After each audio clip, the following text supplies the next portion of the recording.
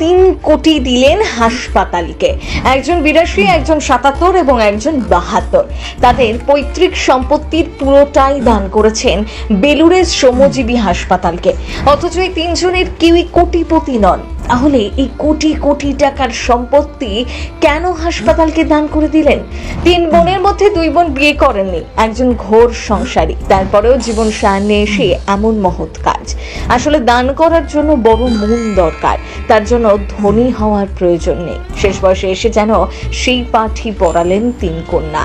আজকে স্বার্থপর দুনিয়ায় এই খবর সত্যি মন ভালো করে দেয়। টাকা পয়সা থাকলে কি সবাই দান করেন? দান ধ্যান করতে গেলে বড় মনের প্রয়োজন। জীবন সামনে এসেও সেটা প্রমাণ করে দিলেন হাওড়ার বালির এই 3 বৃদ্ধা। অথচ এই 3 জনের কেউই কোটিপতি নন। যা টাকা পয়সার সম্পত্তি ছিল তা দিয়ে বাকি জীবনটা দিব্যি আয়েশ করে কাটিয়ে দিতে পারতেন, কিন্তু সেটা না করে বেলুড়ের শ্রমজীবী হাসপাতালকে নিজেদের পৈতৃক সম্পত্তি দান করে দিয়েছেন 3 বোন। বালির দেওয়ানগাজী রোডের মিশ্র বাড়ির 3 কন্যা সবিতা, সাবিত্রী, সরস্বতী নিহাতি মধ্যবিত্ত। একজন 82, একজন 77 আর একজন 72। প্রথম ও তৃতীয় জন বিয়ে করেননি, মাঝের জন সংসারী। কর্মজীবনে সবিতা দেবী পড়িয়েছেন সংস্কৃত কলেজ, লেডি ব্রেবন এবং বেথুনের মতন কলেজে। আর সরস্বতী দেবী পিএইচডি করছেন লাইব্রেরি অ্যান্ড ইনফরমেশন সায়েন্সে। ইংরেজি ছাড়াও সংস্কৃত, পালি, উর্দুতে অসাধারণ দখল রয়েছে সরস্বতী দেবীর। গ্রন্থাগারিক হিসেবে কাজ করেছেন ন্যাশনাল লাইব্রেরি, প্রেসিডেন্সি কলেজ সহ বিভিন্ন সরকারি কলেজে।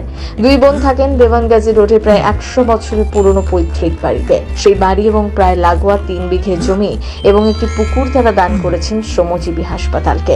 তাদের সিদ্ধান্তে সামিল হন বেলগাছিয়ার মিল কলোনির সরকারি আবাসনের বাসিন্দা মেজ বোন সাবিত্রী দেবীও। প্রথমে 3 জনই ভেবেছিলেন এই জমি দান করে দেবেন কোনো আশ্রমকে। এক সংগঠনের সাথে যোগাযোগও করেছিলেন, কিন্তু সেই সংগঠন প্রস্তাব দেয় সম্পত্তি বিক্রি করে নগদ টাকা তাদের হাতে তুলে দিতে। তারা রাজি হননি। আরো 2টি সংগঠনের সাথে যোগাযোগ করেন, কেউই সেভাবে এগিয়ে আসেননি। শেষ পর্যন্ত বেলুড়ের শ্রমজীবী হাসপাতালকে জমি দান করে দেওয়ার সিদ্ধান্ত নেন। আসলে চিকিৎসার জন্য মানুষকে অনেক কষ্ট করতে হয়। শ্রমজীবী হাসপাতাল গরিব মানুষদের পরিষেবা দেয়, তাই এমন একটা মহৎ কাজে সামিল হতে পারবেন ভেবে হাসপাতালকে জমি দান করে দেওয়ার সিদ্ধান্ত দেন 3 বোন। যে জমি দান করা হয়েছে বর্তমানে তার বাজার মূল্য প্রায় 3 কোটি টাকা। তাদের ভাই শিবকুমার মিশ্র হাসপাতালের কাজে নিজেকে জড়িয়ে নিয়েছেন। রবিবার বহির্বিভাগে রোগী সামলান। মিশ্র বোনেদের দান করা জমিতে হাসপাতালে পরিসর যেমন বাড়বে, তেমনই গড়ে উঠবে শ্রমজীবী পাঠশালা নামের একটি জনশিক্ষা কেন্দ্র বা কমিউনিটি কলেজ। সেখানে নার্সিং ট্রেনিং, ডক্টরস অ্যাসিস্ট্যান্টশিপ এবং কয়েকটি প্যারামেডিক্যাল কোর্সের পঠন পাঠন হবে। এছাড়াও ওই জমিতে একটি বৃদ্ধাবাস গড়ে তোলারও ভাবনা রয়েছে। আসলে জমি বিক্রি করে টাকা নয়, তাদের জমিতে কিছু ভালো কাজ হোক, এমনটাই চেয়েছিলেন 3 বোন। প্রথম